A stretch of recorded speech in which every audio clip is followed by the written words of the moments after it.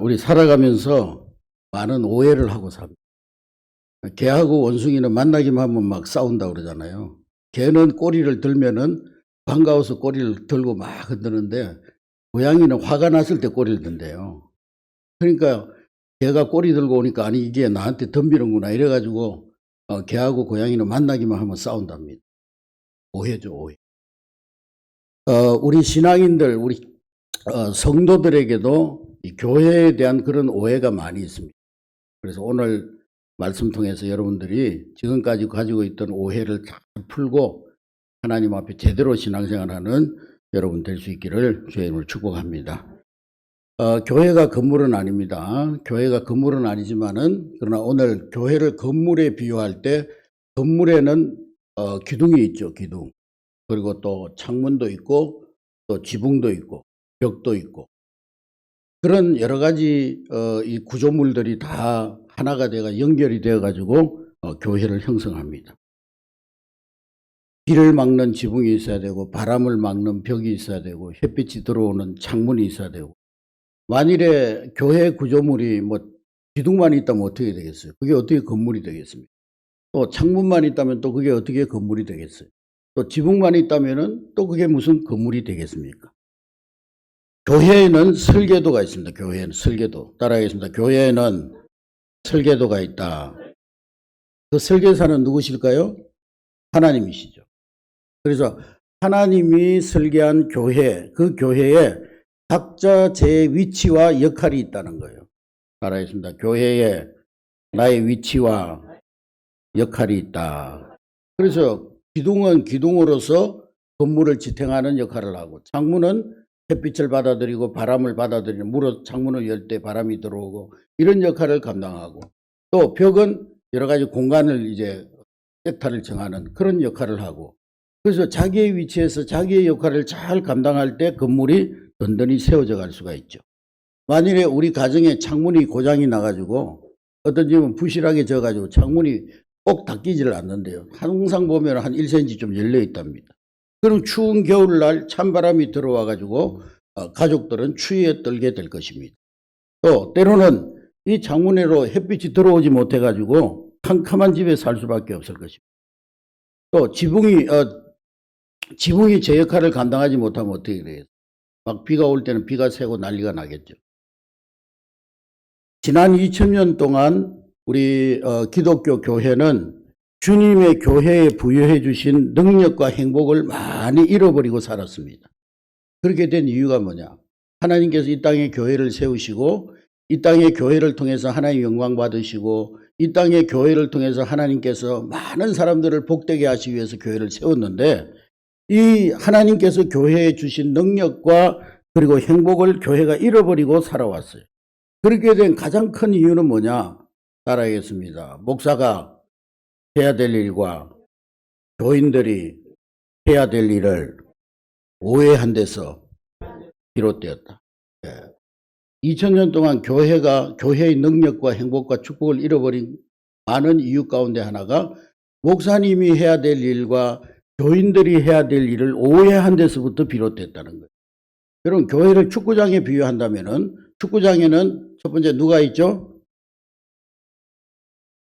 축구장에 한 번도 안 가보셔서 잘 모르시고 운동선수가 있겠죠. 운동선수.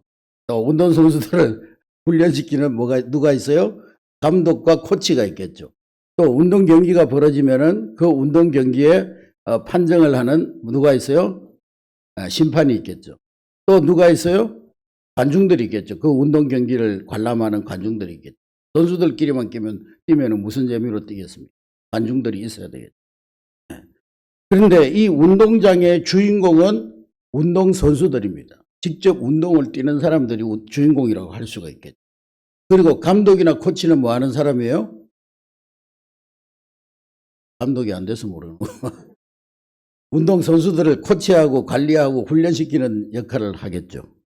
또 심판은 게임이 공정하게 잘 진행될 수 있도록 그 경기를 재미있게 진행하도록 하는 사람들이 심판입니다.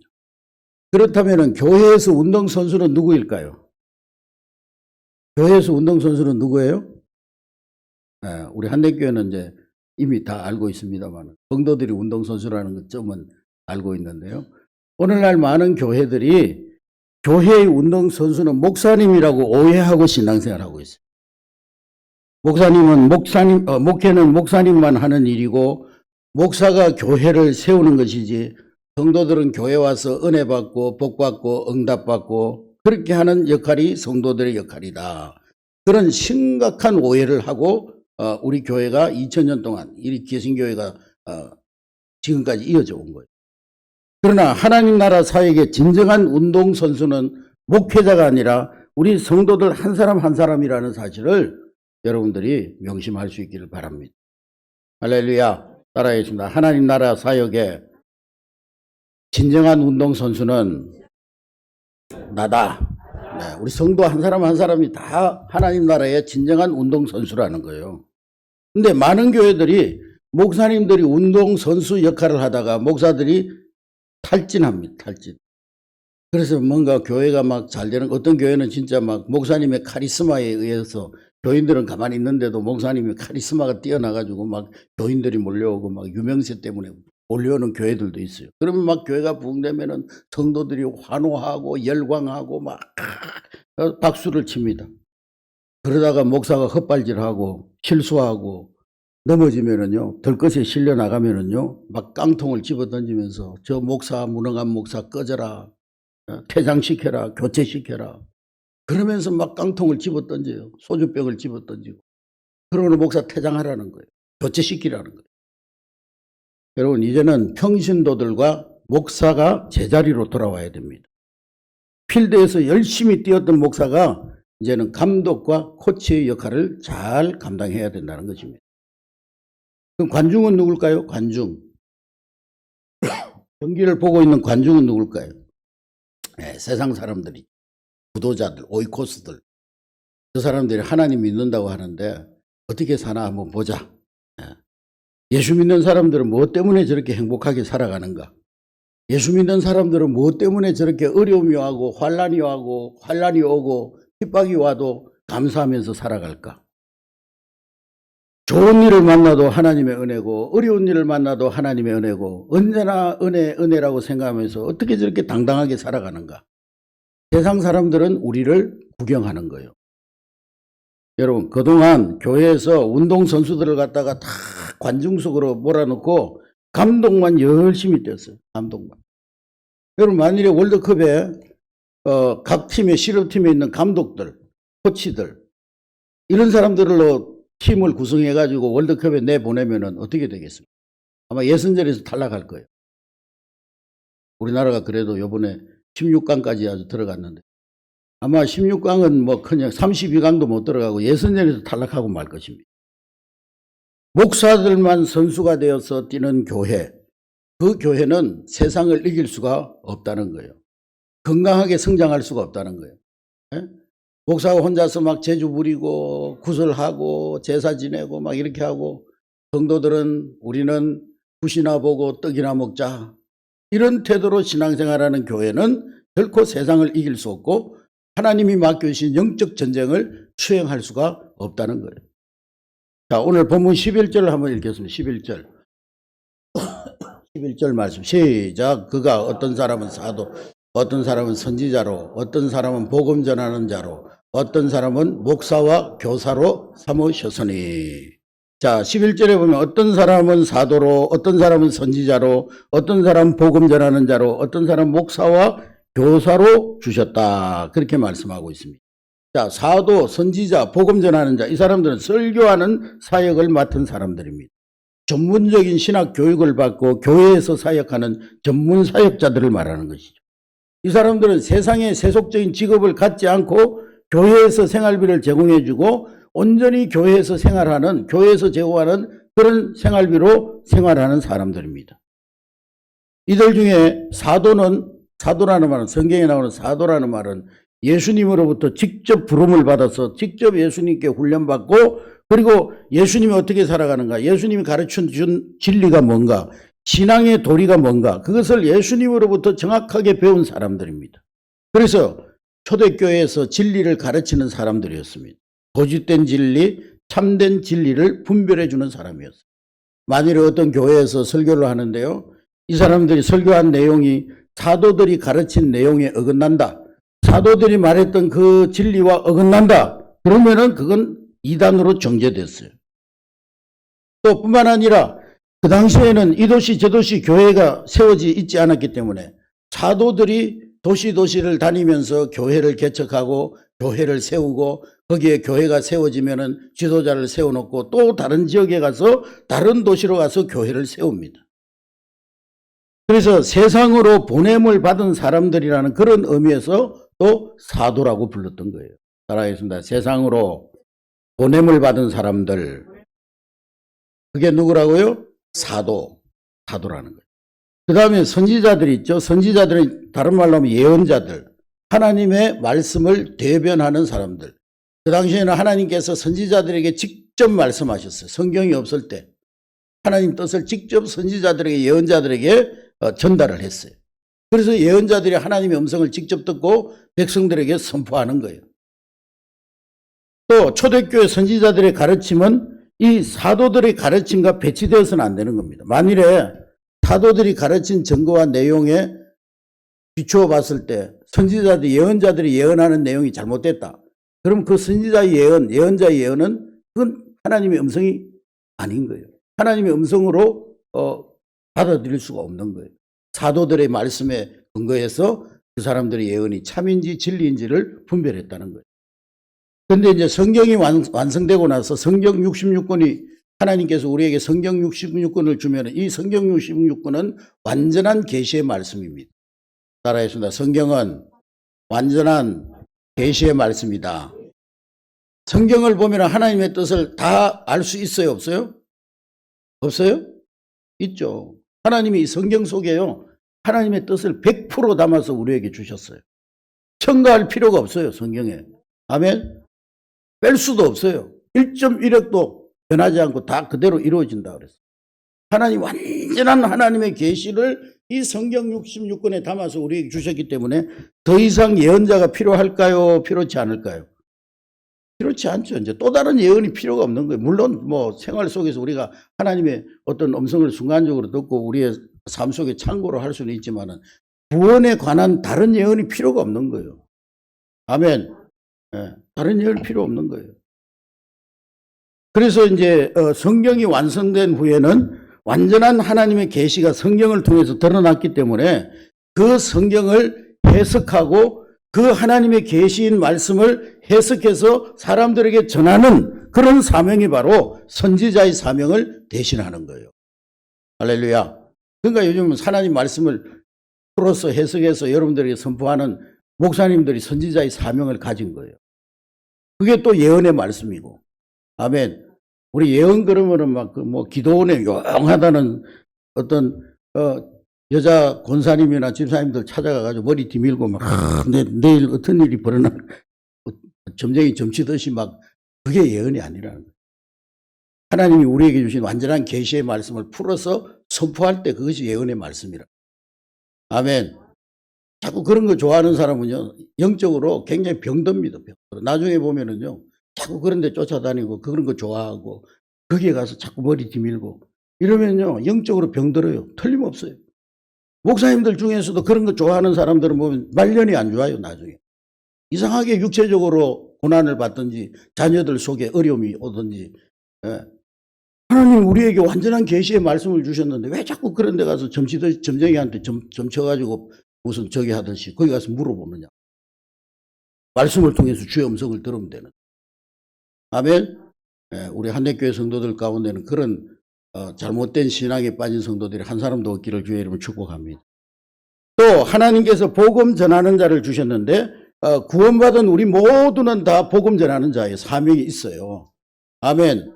그러나 특별히 빌레그레암 목사님이나 무디 목사님이나 이런 분들은 특별한 복음의 진리를 잘 전하는 은사를 받은 사람들입니다. 그런 사람들을 복음 전하는 자라 그러는. 마지막으로 목사와 교사가 나오는데 따라합니다. 목사와 교사. 예. 근데 이 목사와 교사라고 되어 있는데 원문을 보면은요, 두 가지 직책이 아니라 관사가 하나밖에 없어요. 그러니까 목사인 교사, 교사인 목사. 따라했습니다. 목사인 교사, 교사인 목사. 그러니까 목사와 교사라는 말은 목사는 곧 교사라는 거예요. 영적인 교사. 아멘. 주일학교 교사가 아니고 영적인 교사. 목사는 영적인 교사라는 거예요. 그래서 목사님은 목양사역을 하면서도 설교하고 또 성경을 가르치는 사람이 목사라는 거예요. 아멘. 그래서 이 사람은 모두 전문직을 말합니다. 사도, 예언자, 선지자, 복음 전하는 자, 목사와 교사, 전문 사역을 하는 전문직을 말하는 거예요. 그래서 이 전문 목회자 사역은 전부 말하는 사역과 관련이 있어요. 복음을 선포하고 진리를 가르치고 진리를 분별하고 교인들을 훈련하고 교인들을 양육하고 키워주고 그게 목사의 사명이라는 거예요.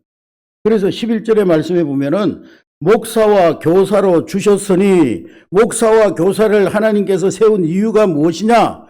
전문 사역자들을 교회에 주신 이유가 뭐냐? 그 이유를 물으면서 그 이유에 대한 대답을 12절에 하고 있는 거예요. 12절 우리 다 같이 읽겠습니다. 12절.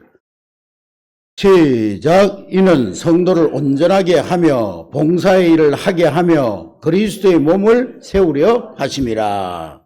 아멘. 목사와 교사를 왜 세웠다고요? 성도들을 온전하게 해서, 여기 하며 그랬는데요. 더 정확한 번역은 하여. 그게 더 정확한 번역이에요. 성도들을 온전하게 하여. 성도들을 온전하게 해서 뭐 하게 하는 거예요? 봉사의 일을 하게 하고 그리스도의 몸 세우려 하심. 그리스도의 몸이 뭐예요? 교회죠, 교회. 그러니까 목사님의 역할은 뭐예요? 하나님의 말씀을 연구해서 그 말씀을 잘 풀어서 성도들을 잘 가르치고 훈련하고 양육하고 그래서 성도들을 온전한 믿음의 사람으로 세워서 교회 봉사의 일을 하게 하고 교회를 세우는데 목사의 사명이 있고 역할이 있다는 거예요. 아멘. 할렐루야. 교회라는 건물을 지금 건축 중이라고 생각할 때 교회가 지금 건축되어 지상에 있는 모든 교회는 지금 건축 중이잖아요. 공사 중. 지워져 가는 교회예요. 완성된 교회가 아니에요. 아멘. 교회를 완성된 교회로 생각하기니까 사람들이요 착각하는 거예요. 교회가 왜 그러냐? 교회가 뭐 그러냐? 교회는 지어져 가고 있기 때문에 교회 안에는 모순이 있을 수 있고 교회 안에는 실수도 있을 수 있고 공사장에 가봐요. 사고도 나고 막 다치기도 하고 시끄러운 소리도 나고. 교회는 지상에 있는 완성된 교회는 저 천상의 교회. 우리가 나중에 죽어서 천국 가면 완전한 교회가 있어요. 아멘. 어떤 사람은 문제가 없는 교회 나는 다니고 싶다 그러는데 문제가 없는 교회 다니려면은요 저 공동모지 가면 돼요. 거기는 문제가 없어요. 문제만 있으면은 자꾸 막 그냥 교회를 왜 교회가 그러냐고 그러는데 교회는 공사 중이기 때문에 문제가 있을 수밖에 없어요. 세워져 가는 교회예요. 지상의 교회는. 따라하겠습니다. 지상의 교회는 세워져 가는 교회다. 그렇다고 자꾸 문제를 일으키면 안 돼요. 또 문제가 있는 게 당연하다고. 어떻게 하든지 문제가 없게 해야지. 그런데 어쩔 수 없이 문제가 일어날 수도 있다 이 말이에요. 아멘. 자, 그러면은 교회가 지금 건축 중이라면은 교회 건축가는 누굴까요? 교회를 세우는 사람은 누굴까요? 아까 우리 12절에 읽었잖아요. 성도들이죠. 교회를 세우는 건축가는 성도들이에요. 따라하겠습니다. 교회를 세우는 사람들은 성도들이다. 하나님께서 원하시는 교회, 주님께서 꿈꾸시는 바로 그 교회의 사역자가 누구냐? 바로 오늘 여러분 한 분 한 분, 우리 교회의 직원으로 세움받은 여러분 한 분 한 분, 직원 한 사람 한 사람이 우리 교회의 건축가라는 거예요. 할렐루야. 목사의 역할은 뭐냐? 성도들이 그 교회를 세우는 역할을 잘 감당할 수 있도록 도와주는 역할.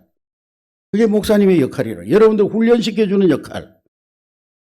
목사님은 여러분들이 하나님으로부터 어떤 은사를 받았는지 여러분들의 은사를 잘 분별해서 적재적소의 일꾼을 세우고 그리고 그것을 깨우쳐서 발견하게 해서 사역하는데 사용하도록 만들어주고 그래서 사역의 자리에 잘 배치해서 그리스도의 몸의 지체로서의 사명을 잘 감당할 수 있도록 하는 역할이 바로 목사님의 역할이라.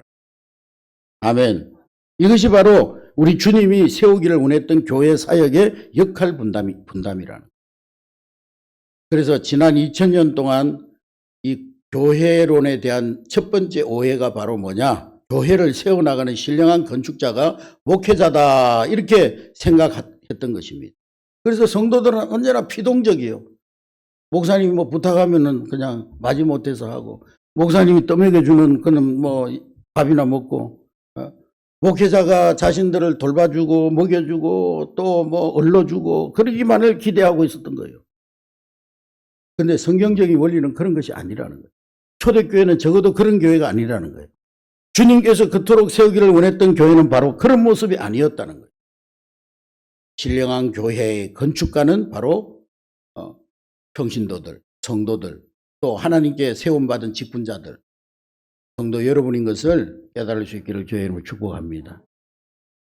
우리 한국교회가 1974년 이후에 엑스폴로 74 우리 빌레그레암 목사님이 와가지고 우리 한국에서 110만 명이 여의도 광장에 모여가지고 집회를 했는데, 그때만 해도 한 240만 명 성도밖에 없었어요. 근데 그 이후로 10년 단위로 배가 성장을 했습니다. 계속 한국교회가 막 부흥성장했어요. 그러면서 1990년대에는 우리 한국교회 성도가 뭐 1200만이라 할 정도로 그렇게까지 성장을 했는데, 지금은요 우리 한국교회 성도들이 뭐 통계는 뭐 800만 명 이렇게 얘기하지만은 실제적으로는 한 500만 명도 안 된다는 얘기가 있습니다. 그리고 교회마다 영적인 열정들이 다 시들어져 가고 있어요. 어제도 우리 연합 장로님들 남전도회 연합하는데요, 연합이 안 돼요. 뭐 교회에서부터 안 되니까, 교회에서부터 남전대 여전대가 다 시들어져 가지고 교회에서부터 안 모이는데 뭐 연합은 더 말할 것도 없죠. 우리 지방에 106개 교회가 있는데 연합 총회를 하는데 뭐 한 24명 앉아서 총회하잖아요. 한국교회가 왜 이렇게 됐어요? 교회마다 영적인 열정들이 다 시들어지고, 교회에서 기도 소리가 점점 사라지고, 새벽기도 없어지는 교회가 많아지고, 수요예배 없어지는 교회가 많아지고, 철야기도 하다가 이제 심야기도 하다가 심야기도도 없어지는 교회가 많아지고, 그러면서 싸우는 소리, 불평의 소리, 분쟁의 소리, 그런 소리만 높아져 가고, 그 세상 사람들이 교회를 바라볼 때 교회가 세상을 걱정하는 게 아니라 세상이 교회를 걱정하는 거예요. 교회를 바라볼 때요, 교회 저것들은 맨날 자기들끼리 모여가지고, 우리 그 목사님 중에 한 분이 딸이 판사인데, 우리 같이 지방회장을 같이 했던 목사님, 서울에서 그 서초 대법원에서 판사하는 분이 아버지를 만나가지고 그러는 거예요. 맨날. 아빠, 제발 교인들 좀 싸우지 말라고 그러라. 교인들끼리 싸워가지고 고소고발해가지고 오는 게 너무 많다는 거예요. 아주 골치 아프다는 거예요. 그 세상 사람들이 볼 때, 교회를 바라볼 때 싸우는 집단, 그래가지고 어떤 여자 둘이서 막 그 대천정 앞에서 머리끄덩이 잡고 싸우고 있으니까 어떤 여자가 지나가면서, 이것들이 여기가 교회인 줄 아나 어디서 싸우고 지랄들이야, 그랬다잖아요. 교회가 그런 집단으로 인식되고 있는 거예요. 그러면서 신학교마다 작년에 전부 신학교들이 다 미달이었어요. 안 가는 거예요. 신학교 지망생들이 점점 줄어들더니만 작년에는 모든 신학교들이 다 미달이에요. 주일학교 없는 교회들이 많아요. 그 이유가 뭐냐? 많은 교회들이 주님께서 지시한 대로 올바른 사역 분담을 하고 있지 않다는 거예요. 지금까지도 대부분의 평신도들이 자기들이 해야 할 일들을 목회자에게 다 떠넘기고, 설교도 목사님이 하고, 신방도 목사님이 하고, 전도도 목사님이 하고, 청소도 목사님이 하고. 우리 교회는 아니지만, 우리 교회 얘기 안 해요. 오해하지 마세요. 우리 교회는 청소도 장로님들이 화장실 청소하고 얼마나 귀한지 몰라요. 저는 막 가면 자랑해요. 우리 장로님들이 모범적으로 잘 섬기시고, 장로님들이 오면 막 화장실 청소하고 식당 청소하고 막 바닥을 기어가면서 막 닦고. 어제도 우리 장로님 한 분 와가지고 창문을, 그렇게 손님들 온다고 창문을 하루 종일 닦으시다.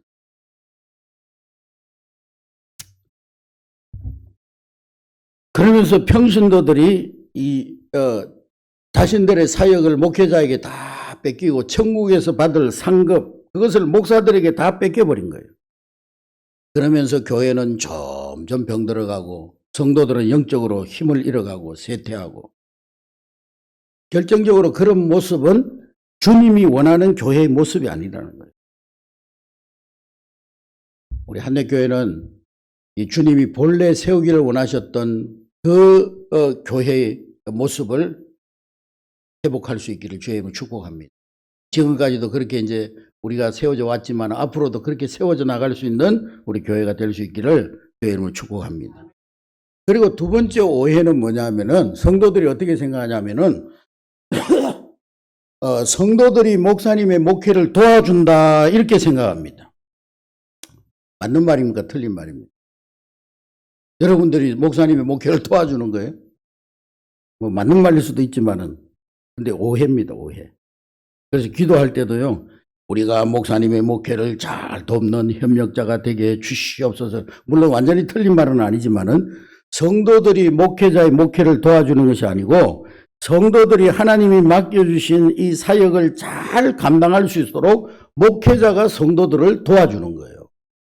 아멘. 이 인식을 바뀌어야 돼요. 따라하겠습니다. 성도들이 목사님을 돕는 것이 아니고, 목사님이 성도들이 사역을 잘할 수 있도록 도와주는 것이다. 할렐루야. 이걸 바로 생각해야 돼요. 아멘. 그래야 건강한 교회가 될 수 있어요. 목사님의 사명과 역할은 성도들이 사역을 잘 감당할 수 있도록, 하나님께 받은 사명을 교회에서 잘 감당해 나갈 수 있도록 훈련시키고 준비시키는 사명이 목사님의 사명이라는 거예요. 아멘. 여러분, 제가 하나님 앞에 설 때 책망받는 목사가 되지 않도록 제 역할을 잘 할 수 있도록 여러분들 기도해 주시기 바랍니다. 저는 철저하게 목회자로서 해야 될 제 사역에 충실하고 싶어요. 그래서 목사의 가장 중요한 사역은 말씀을 잘 연구해서 우리 성도들에게 진리를 잘 깨우쳐줘서 성도들이 말씀으로 잘 훈련되어져서 모든 성도들이 주님 앞에 영적 전쟁에서 승리자로 살아갈 수 있도록 돕는 것이 목회자의 본래적 사명이라는 거예요. 아멘. 자동차가 부품들이요, 엔진도 있고 기어도 있고, 그래서 엔진은 동력을 만들어 가지고 기어를 통해 가지고 속도를 변속시키고, 그래서 또 이 바퀴가 돌아가게 만들고, 브레이크는 달리다가 또 제동을 하고, 이렇게 각자가 주어진 위치에서 역할을 제자리에서 잘 감당할 때 자동차가 쌩쌩쌩쌩 잘 달려가잖아요.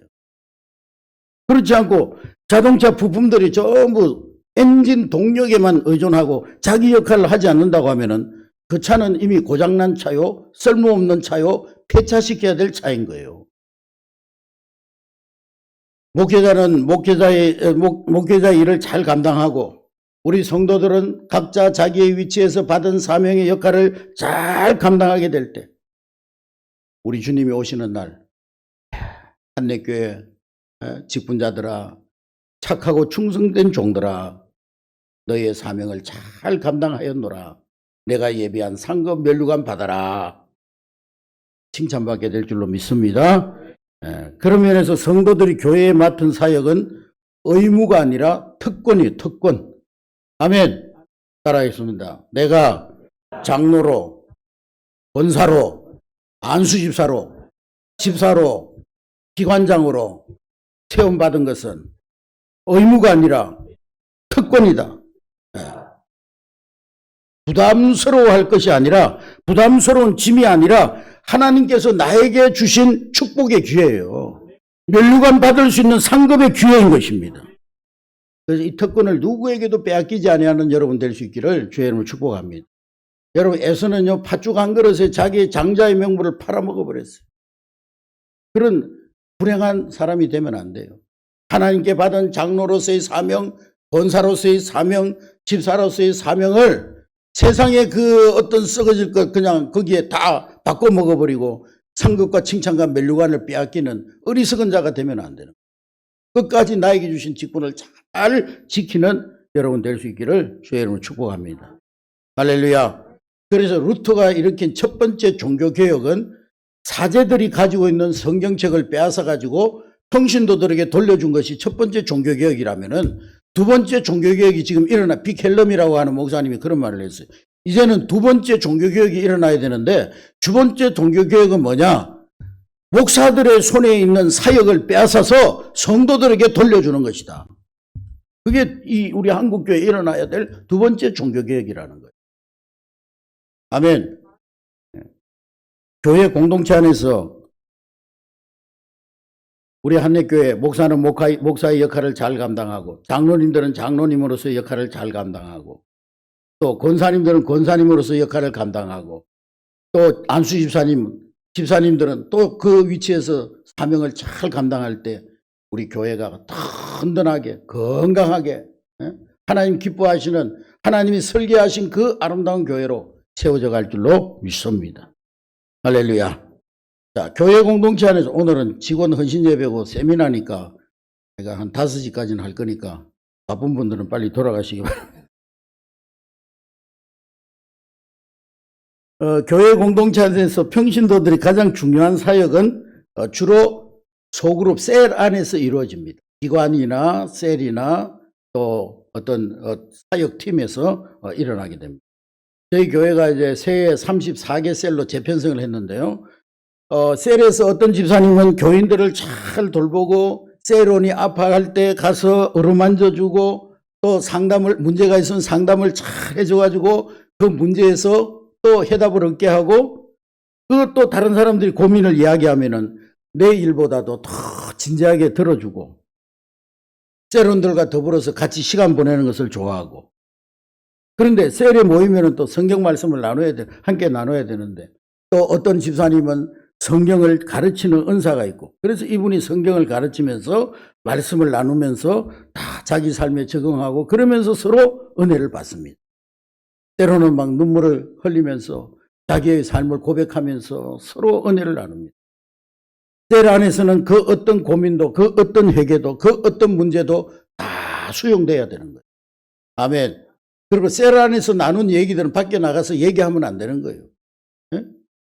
거기서 나눈 얘기를 집에 가서 다 그냥 하나부터 10까지 시시콜콜 다 얘기해가지고 저 교회 안에 소문이 다 나가지고 막 그냥 자기 가정의 문제를 가지고 얘기를 했는데, 그걸 집에 가가지고 시시콜콜 애들이 있는 데서 다 얘기하고 다 해가지고 교회에 소문이 다 나가지고 그 사람이 교회도 못 다닐 정도로 막 그렇게 하면 안 되는. 셀 안에서 나눈 얘기들은 무덤에 갈 때까지 비밀을 지켜줘야 되는. 아멘. 기관 안에서도 마찬가지예요. 거기서 함께 나눈 얘기들은요, 절대로 다른 데 가서 얘기하면 안 되는. 비밀을 지켜줘야 되는. 그리고 어떤 집사님은 찬양을 잘해요. 그러면 그 집사님은 셀 모임할 때 찬양 담당 집사님으로서 찬양을 다 인도하고, 또 어떤 집사님은 남 대접하는 걸 좋아하고, 그래서 셀 모임에 올 때마다 그냥 오는 게 아니라 집에 있는 간식을 싸가지고 와가지고 함께 나눠 먹고, 또 집에 조그마한 것이라도 있으면 가지고 와서 셀원들에게 선물을 나눠주고, 그리고 최근에 등록한 셀 세 가족을, 불쌍한 이웃을 잘 돌봐주고, 그래서 그 주변에 사람들이 많이 따르고, 셀원들은 그분을 보면서 나도 저분처럼 저렇게 참 다른 사람들을 섬기는 일에 열심을 내야 되겠구나, 전도해야 되겠구나. 우리 셀이 올해는 이렇게 많이 우리 고수들을 많이 전도해가지고 올해는 꼭 번식하는 그런 셀이 되리라, 그런 목표를 가지고 기도하고. 할렐루야. 내년에는 우리 34개 셀이 68개, 계산이 안 되네. 68의 배는 뭐죠? 136개. 그렇게, 그 다음에 272개, 막 이렇게 해를 더할수록 막 급증하는 그런 셀들이 될 수 있기를 주의 이름으로 축복합니다. 5명이 모이는 작은 셀이지만 언제나 하나님이 임재하는 영광스러운 예배를 드리는, 그래서 셀에는 예배가 있고 찬양이 있고 은혜로운 기도가 있고 서로를 위한 중보 기도가 있고, 그리고 오이코스들을 정하고 그들에게 복음을 전하고, 그러면서 거기에서 리더십이 발휘되는 거예요. 그러면 또 서로 책임을 함께 나누는 거예요. 어떤 가정에 문제가 있다고 거기에서 서로 어떤 가정의 문제를 나눴을 때는 함께 그분을 위해서 기도하고, 기도할 때마다 그 가정의 문제가 해결될 수 있도록 함께 기도해주고, 그게 상호 책임이죠. 상호 책임. 얼마나 아름다운 공동체입니까? 주님이 원하는 교회의 모습이 바로 이런 모습이라는 거예요. 아멘. 셀 모임 하라니까 그냥 모여가지고 예배 시간에 했던 그대로 묵도 찬송 기도 설교하고 헌금 걷고 땡 끝 이게 아니고 거기에서 같이 삶을 나누고 기도 제목을 나누고 거기에서 같이 섬기고 우리 셀도 이번에 한번 선교사 한번 파송하자 해가지고 같이 기도하면서 의사의사 해가지고 그런 일들이 셀 안에서 일어나야 되는 거예요. 아멘. 셀뿐만 아니라 주일날 또 모든 성도들이 함께 모이는 예배 자리에도 많은 사역자들이 필요합니다. 예배 집례자가 제가 예배를 왜 좀 변경하려고 하면은 목사님 혼자서 그냥 앞에서 찬송합시다 그러면 성도들이 수동적으로 찬송 부르고 기도합시다 그러면 또 수동적으로 기도하고 그게 아니라 우리 성도들이 예배의 주인공이 되어져서 함께 만들어가는 예배. 아멘. 그런 예배를 하기 위해서 이제 조금씩 바꿔가려고 그러는 거예요. 예배 형태도 조금 주일 오후 예배는 찬양 중심으로 하고 수요 예배는 좀 기도 중심으로 하고 원래 오후 예배는 찬양 예배잖아요. 찬양을 다 많이 하면서 찬양을 통해서 은혜 받고 말씀 중심은 이제 주일 오전 예배 말씀 중심으로 하고 오후에는 찬양 중심의 예배를 하고 수요일 날은 기도 중심의 예배를 하고 사실은 수요 예배가 아니고 수요 기도회가 맞는 말이에요. 옛날엔 다 그렇게 해요. 근데 다 예배 다 예배. 그래서 설교자도 있고 기도자가 있고 성가대 지휘자가 있고 반주자가 있고 성가대가 굴러가기 위해서도 임원들이 필요하잖아요. 성가대 가운 관리하고 어떤 데는 보면 성가대 가운이 저 안내석에 저기 누가 버려놓고 갔는지는 모르겠지만 그런 것들 다 수거해가지고 4층에다가 갖다 놓고 관리하고 또 대원들에게 중요한 사항이 있으면 전파하고 간식을 준비해가지고 성가대원들이 연습할 때 즐겁게 할 수 있도록 준비해주고 이런 대원들이 있어야 되는 거예요. 또 차량을 운행하는 사람들이 있고 차를 몰고 와서 성도들이 오면은 입구에서 또 안내하는 사람들이 있고 예배당 문을 열고 들어오면은 반갑게 맞이해주는 인사하는 안내위원들이 있고 또 이것저것 새신자들 다 돌봐주고 방송실 안에서는 또 음향을 관리하고 컴퓨터를 통해서 자막을 처리하고 또 우리가 예배에 집중할 수 있도록 우리 자녀들은 교회 학교에서 어린아이들을 성경을 가르치고 양육하고 우리 교사들은 얼마나 수고하는지 몰라요. 주일날 모처럼 쉬는 날 쉬지도 못하고 아침 일찍부터 나와가지고 9시부터 나와가지고 일부 예배 나와서 예배 드리고 11시에 자녀들을 말씀으로 양육하는 일에 헌신하는 그런 수고하는 교사들. 그런 교사들을 위해서 많이 기도해 주시기 바랍니다. 그리고 우리 장로님들이나 좀 이렇게 기관장들은 우리 교사들 한 번씩 회식도 시켜주고 교사들 불러가지고 아멘? 그런 거 하면 또 대답은 안 하지. 아멘 안 하지. 우리 장로님들 중에 그렇게 하시는 분들이 계시는데 하여간 우리 모든 장로님들이 그런 좀 관심을 가지고 성가대도 식사 한번 대접하고 교사들도 한번 하고 식당 봉사하는 분들도 한번 식사 대접해 주고 얼마나 좋아요. 아멘. 예.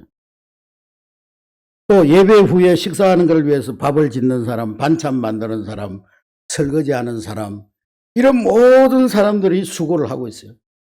또 쾌적한 환경을 위해서 토요일이면 일찍부터 나와서 화장실 청소하고 구석구석 쓸고 닦고 그런 분들이 또 있어요. 이렇게 은사를 따르는 다양한 사역들이 있는 것입니다. 이런 사역들이 교회 안에 있어요. 이 모든 것이 교회를 세워져 나가는 성도들의 특권이면서 주님이 나에게 맡기신 사역이라는 거예요. 사역. 아멘. 그래서 그리스도의 몸을 세운다는 말을 원문에 찾아보면은요, 몸을 세운다는 말은 무슨 말이냐면은 뼈가 부러져 있을 때 뼈가 제자리를 찾게 하는 것, 뼈가 이탈되어 있을 때 그 뼈가 제자리를 찾게 하는 역할, 그래서 그것을 치료해서 제 역할을 감당하게 하는 것, 그것이 바로 그리스도의 몸을 세운다는 말입니다. 여러분들이 교회 사역을 마땅히 감당해야 되는데 하나님께서 여러분들에게 은사를 다 주셨어요. 한 가지씩은 다 주셨어요. 달란트를. 그런데 그 달란트를 땅에 묻어두고 나는 뭐 굿이나 보고 떡이나 먹지 하면서 그냥 그런 신앙생활을 하고 사역을 감당하지 않으면은 우리 교회의 건강한 몸이 세워지지 아니하고 몸에서 뼈가 이탈되는, 이골되는 그런 현상이 일어나는 거예요. 제가 언젠가 말씀드렸죠. 지붕에서 교회 지붕에서 나사 하나가요. 나는 왜 캄캄한 데서 맨날 이러고 있어야 되냐. 다른 사람들은 막 그 교회 기둥들을 이렇게 밝은 데서 많은 사람들이 쳐다보고 막 그냥 강대상은 많은 사람들이 쳐다보고 그냥 매일 우러러보고 그러냐. 나는 왜 큰 것만 돼서 맨날 거기에 박혀가지고 그냥 따분하게 혼자서 이러고 있어야 되냐. 성질 난 거예요. 그래가지고 아이고 나 자살해야 되겠다. 그래가지고 그 나사가 하나 빠져버렸대요. 어떻게 됐을까요? 오래 지나니까 비가 오고 눈이 내리고 하니까요. 그 빠진 나사 사이로 빗방울이 뚝뚝뚝뚝 떨어지기 시작하더니만, 예? 안에 천장이 막 물방울이 떨어지더니만 나중에는 천장이 막 다 물에 젖어가지고, 예? 교회 천장이 내려앉아 버렸어요. 여러분, 교회에서 아무리 작은 역할이라 할지라도 심지어 교회에 와가지고 정말 화장실에서 누가 봐주지도 않고 누가 인정해 주지도 않는 화장실 청소하는 일이라도 그것이 하나님이 인정해 주시고 하나님이 기뻐해 주시고 하나님이 복 주시는 그런 정말 중요한 사역이라는 그런 마음으로 내 위치에서 사역을 잘 감당해야 되는 것입니다. 그러지 않고 그냥 방금 얘기한 나사처럼 그렇게 돼버리면요, 이 교회가 뼈가 이골이 돼버린 거예요. 뼈가 부러져 버리는 거예요. 세 번째 오해는 뭐냐? 세 번째 오해.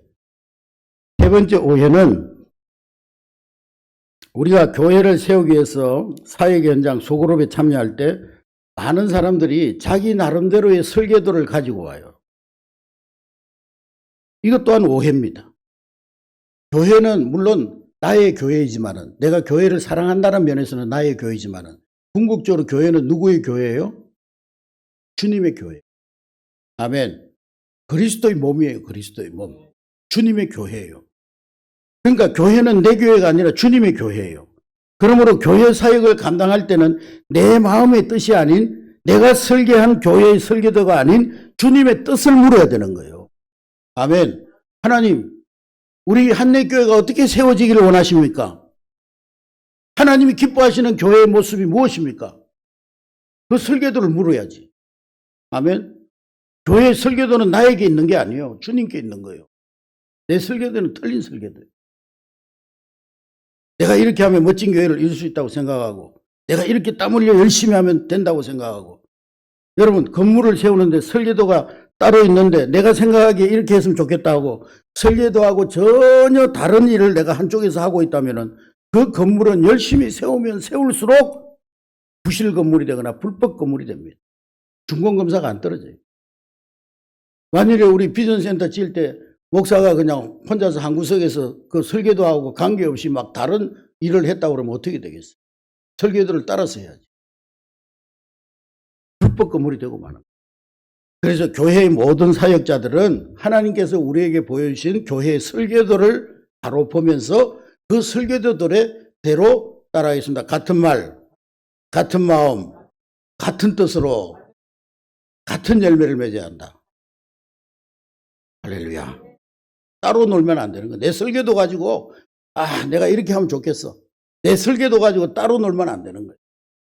교회가 전체적으로 오이코스를 하고 있는데 우리 기간은 노방전도가 좋으니까 내일 토요일날 저 대천역 앞에 뛰두르고 다 나오십시오. 그러면 안 되는 거예요. 교회에서 오이코스 한다 그러면은 여전도에도 남전도에도 셀도 주일학교도 학생회도 청년회도 다 오이코스에 집중해야 되는 거예요. 아멘. 교회가 지금 기도회 하고 있는데 우리 셀은 친교를 위해서 우리 셀원들이 친교를 잘해야 되니까 영합으로 가자. 그거 안 되는 거예요. 딴 방향으로 가는 거예요. 같이 생각하고 같이 움직여야 되는 거예요. 지금 머릿속에서 물을 마셔야 되겠다 해가지고 머리에서 지시하면 손이 거기로 가고 입은 벌려가지고 그걸 마시고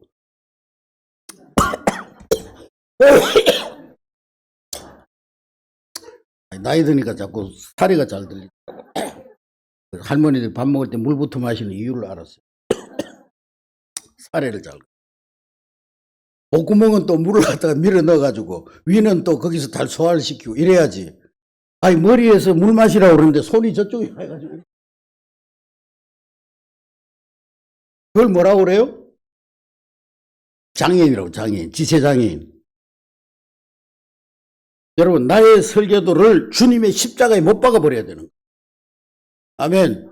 그래야 우리 모두가 주님의 몸된 교회의 지체 역할을 잘 감당할 수가 있는 거예요. 내가 맡은 사역이 아무리 중요해도 이 사역이 주님의 몸된 교회를 해치는 방향으로 하나 되지 못하게 하는 방향으로 가게 된다면은 그 사역은 과감하게 교회에서 없어져 버려야 돼. 네? 만일에 그런 사역이 있다면 우리 한내교회는 없겠지만 여러분 성가대가 성가를 부르는데 지휘자가 우리 전태진 권사님 이렇게 지휘하는데 4분의 3박자를 지휘하는데 남자 파트는 4분의 4박자로 나가고 여자 파트는 8분의 6박자로 나가고 예? 엘토는 또 지루박으로 나가고 소프라노는 또 뭐 탱고로 나가고 그러면 그게 찬양이 아니라 소음이 되는 거예요. 소음. 여러분 그 어떤 기관 그 어떤 셀도 교회 안에서 자기 왕국을 만들면 안 돼요. 함께 가야 돼. 함께. 아멘. 예. 모든 기관 모든 공동체가 교회 전체 목표를 향해서 교회 전체의 설교도를 향해서 같은 말 같은 마음 같은 뜻을 가지고 달려가야 되는 거예요. 그러지 않고 자기들만의 왕국을 만들어가지고 따로 놀면은 그 기관이나 그 셀은 교회 안에서 암덩어리 같은 존재가 되는 거예요. 몸에 세포가 따로 놀면 그게 암이 된다고 그러잖아요. 암적 존재가 되는 거예요. 어떤 셀들은요, 자신들끼리 너무 결속력이 강해가지고 새 가족이 들어오면 그 틈새를 비집고 들어갈 수가 없어요. 그 셀은 병든 셀이에요. 그 암세포 같은 셀이에요. 셀의 목적은 새로운 영적 자녀들을 많이 생산해가지고 번식하는 데 목적이 있어요. 아멘. 집에서 애를 임신을 했는데 아이고 키우기 귀찮아 그러고 그냥 낙태시켜버리고 그냥 그러면 어떻게 하겠습니까? 그 아이를 잘 복중에서 잘 양육해가지고 태어나면 잘 양육해서 건강한 아이로 자라게 해줘. 셀은 그런 역할을 해야 되는 거예요. 새 가족이 들어오면 마치 한 집에 어린아이가 태어난 것처럼 모든 셀원들이 그 새 가족에게 집중해가지고 그 새 가족을 돌보고 양육하고 그리고 그 새 가족을 건강한 신앙인으로 세워가야 되는 거예요. 아멘. 여러분 영유아부 주일학교 학생부 청년회 교회학교가 얼마나 훌륭한 일들을 잘 감당하고 있습니까? 그 교회학교들이 한내교회 전체의 목적이 일치되고 주님의 뜻에 일치되어야지 자신들만의 어떤 기관의 설계도를 가지고 따로 놀면은 그건 병든 지체가 되는 거예요. 우리 학생회는 우리 학생회 나름대로 놀자. 우리 청년회는 우리 청년회 나름대로 놀자. 그건 병든 지체가 되는 거예요. 성도들 간에는 특별히 친한 사람도 없고 특별히 소외된 사람도 없어야 됩니다. 네? 친한 자기네들끼리 뭉쳐 다니고 전체 교회를 섬기지 않는다고 그 모임은 주님이 왕국이 아닌 자기의 왕국이 되는 거예요. 식당 사역하는 거 얼마나 귀한 사역이요. 새가족 섬김이 얼마나 아름다운 사역이요. 교회에서 재정을 관리하는 사역 얼마나 아름다운 사역입니까? 또 성가대로 봉사하는 거 얼마나 아름다운 사역이요. 그러나 거기에 자기들만의 왕국을 세워서는 안 된다는 거예요. 아멘.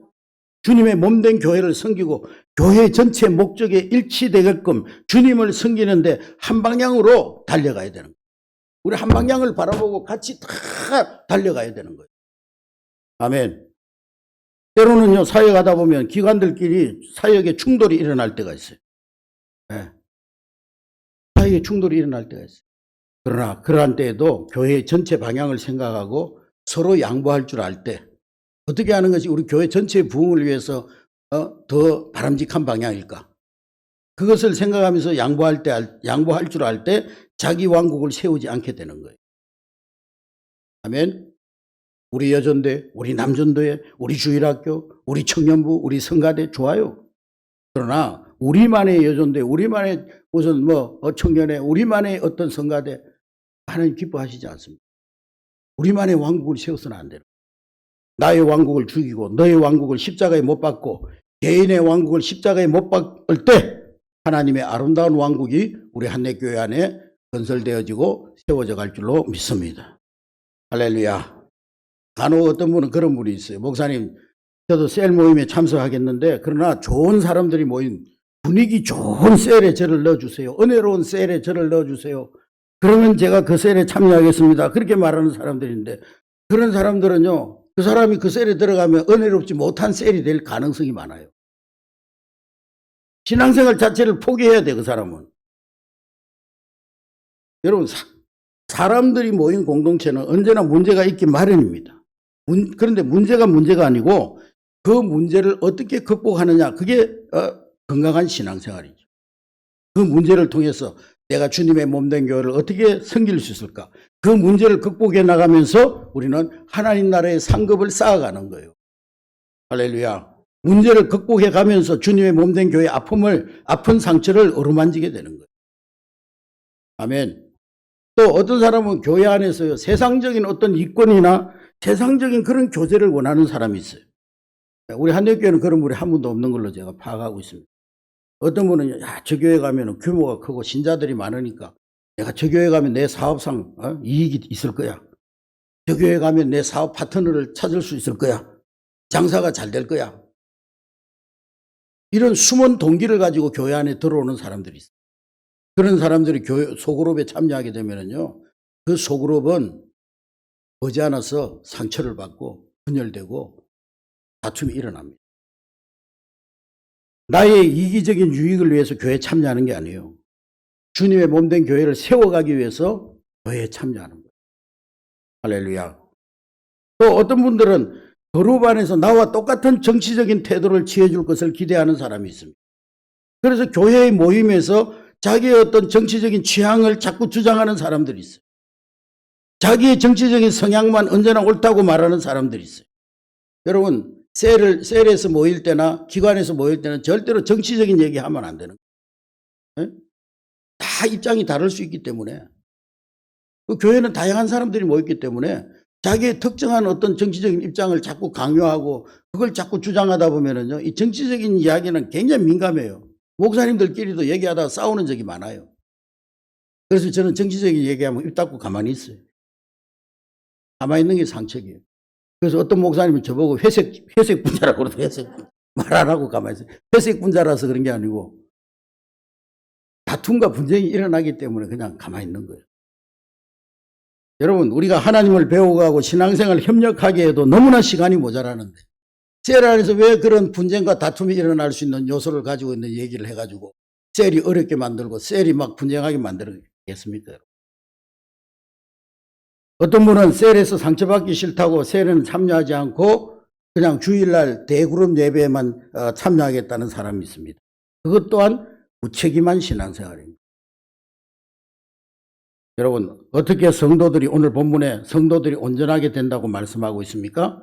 어떻게 그리스도의 몸이 세워져 간다고 말씀하고 있습니까? 12절 말씀 다시 한번 띄워보세요. 12절 시작. 이는 성도를 온전하게 하며 봉사의 일을 하게 하여 그리스도의 몸을 세우려 하십니다. 그리스도의 몸이 어떻게 세워진다고요? 성도들이 봉사의 일을 할 때, 성도들이 자기 사역을 잘 감당할 때 하나님 나라가 세워지고 교회가 건강하게 세워진다는 거예요. 그게 또 성도들이 온전하게 되는 방향이라는 거예요. 아멘. 사역하지 않는 사람 신앙이 결코 성장하지 않습니다. 목사님, 제가 한대교회 오니까 어떤 분이 그러더라고요. 목사님, 저는 그냥 은혜만 받겠습니다. 예배만 왔다 갔다 하면서 은혜만 받고 앞에 나서지는 않겠습니다. 그러는데요. 은혜만 받는다고 은혜 받아지는 게 아니에요. 사역해야 돼요. 사역. 아멘. 사역은 특권이요 축복입니다. 사역은 하나님 나라의 면류관입니다. 사역은 성도들의 영광이요. 이 면류관, 이 영광을 빼앗기지 않는 여러분 될 수 있기를 주의 이름으로 축복합니다. 이 축복을, 이 특권을 누구에게도 빼앗기지 않는 여러분 될 수 있기를 주의 이름으로 축복합니다.